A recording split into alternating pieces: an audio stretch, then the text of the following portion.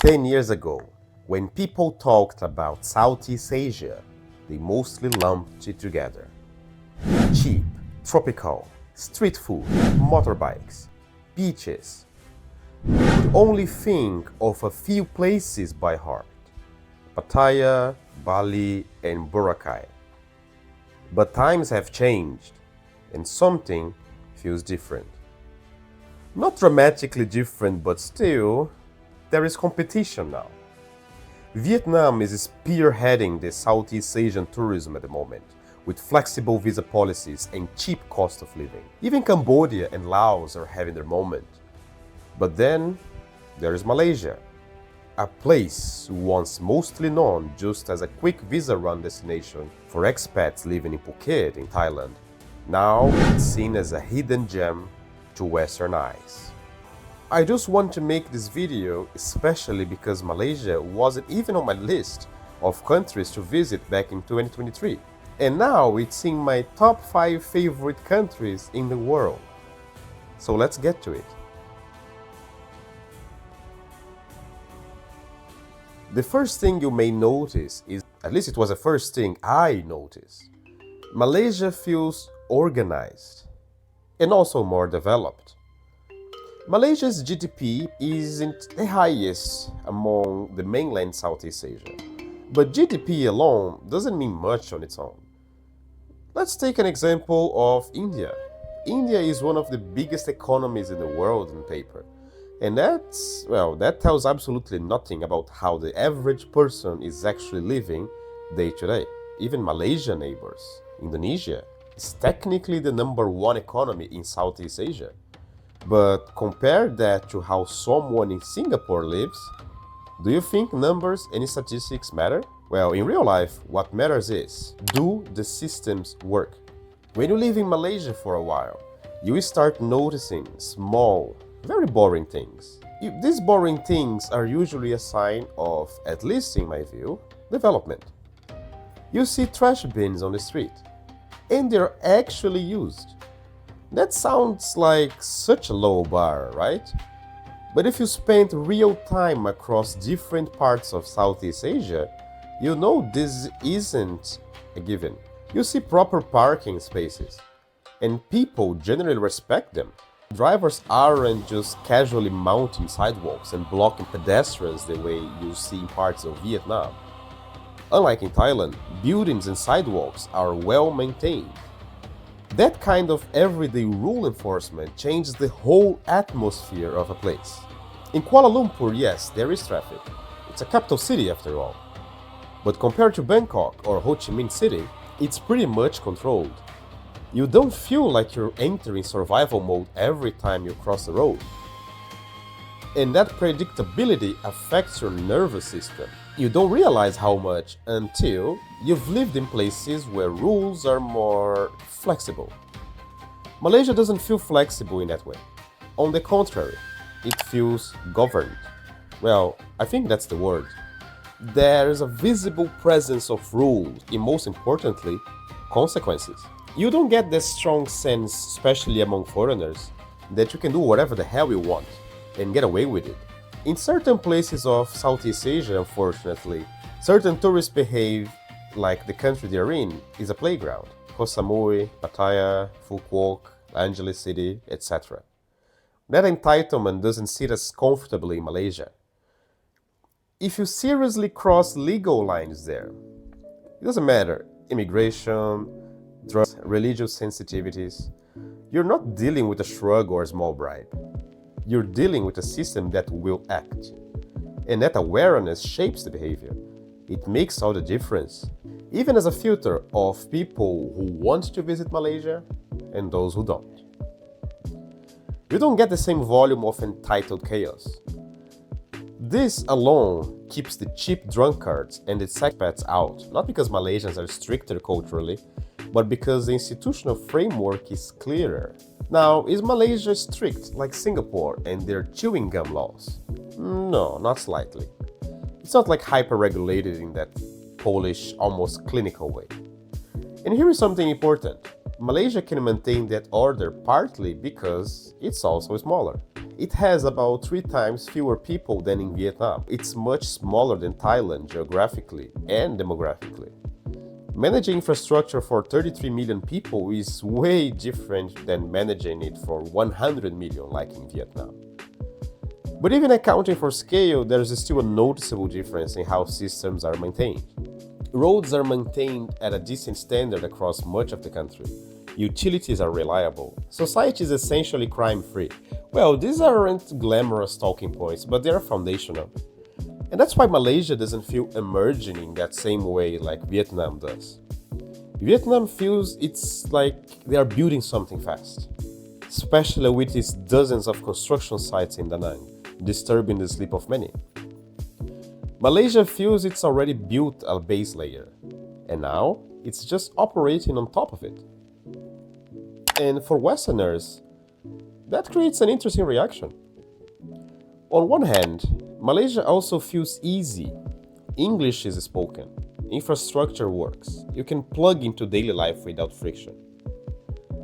On the other hand, it doesn't give you that adrenaline or feels chaotic or transformative.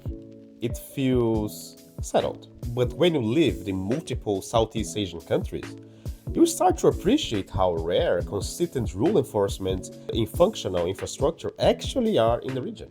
And I think that's why some people underestimate it. Because stability, after all, isn't loud. This may not show up in the small, everyday things that most tourists never pay attention to. But long-term residents absolutely do.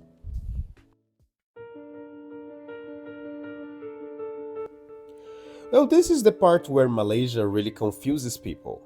It's a Muslim majority country. Islam is the official religion. Islam is embedded into the legal framework. There are the Sharia courts for Muslims and ordinary courts for other ethnic groups. But yet, it doesn't feel the same way many outsiders expect a Muslim majority country to feel. Well, at least not in the eyes of a Westerner brainwashed by media channels like the BBC, CNN, or Fox News. I say this as someone who lived in Turkey. And if you spend time in parts of the Middle East, you will notice something. There's often a constant tension in the air, whether ideological or social. Arguments about who is the more religious, who is the most authentic, Sunni versus Shia, secular versus Islamist. There is drama and gossip, rhetoric.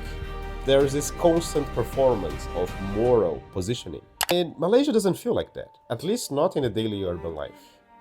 If you walk around Kuala Lumpur and if you remove the visual cues, women wearing scarves and mosques, you could easily forget that you are in a Muslim majority country. The malls look global. There are nightclubs and alcohol. The social behavior in many urban spaces feel relaxed. People aren't obsessively scanning each other for moral violations. The atmosphere of this is a Muslim country, so you shouldn't be doing this, hanging over every normal interaction. Are there boundaries? Yes. Are there conservative states where the tone shakes? Well, definitely. Unlike in many Middle Eastern countries, I didn't see religion is part of a broader regional rivalry. I don't see Malaysia trying to position themselves as guardians of orthodoxy or moral authority in Southeast Asia. They don't play this game, and that's a big distinction. They don't want to be the next Ottoman Empire or the Abbasid Caliphate. They are not trying to out-Islam anyone. And the most interesting part is that Malaysia functions economically without relying purely on oil wealth or, let's say, controversial ways of employing human beings for manual labor. Their economy is diversified. Manufacturing, services, finance, palm oil, tech, education, rice. They built a middle-income economy through trade and industrialization. And this is even because of the history of the country. From day one, Malaysia had to build institutions, it had to compete, it had to manage diversity. Oh, and I think that shows. It's probably one of the clearest examples of a culturally Muslim society that is both modern and administratively functional, without feeling ideologically aggressive. Most Muslim Malaysians you meet in cities are focused on work, family, food, education, business. Yeah, Islam is there, It shapes rhythms, holidays, laws, but it doesn't dominate every conversation. This is something you only notice after you spend time around the region. While other previously mentioned countries are fighting to see who leads the spot of number one tourist destination in Southeast Asia, Malaysia feels maybe restrained. For those who have been to Borneo and the Perhentian Islands, as well as visited the beautiful caves in Ipoh and tasted great food in Penang, Malaysia should be like a must-visit destination. But it's not. And I don't think that's accidental. When you're in Malaysia, there is this feeling of, yes, you're welcome, yes, enjoy, but we are not rearranging the country for you. Malaysians are kind and generous. They will welcome you with smiles and help you if you're lost.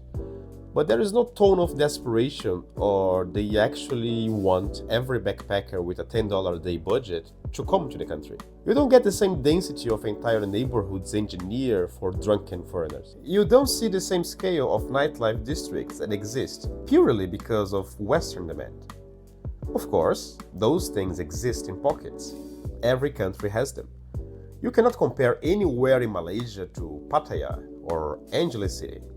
Entire cities built for the single reason of being an expat hub. The energy in Malaysia is we prefer fewer tourists who spend properly, respect the culture, and then they move on.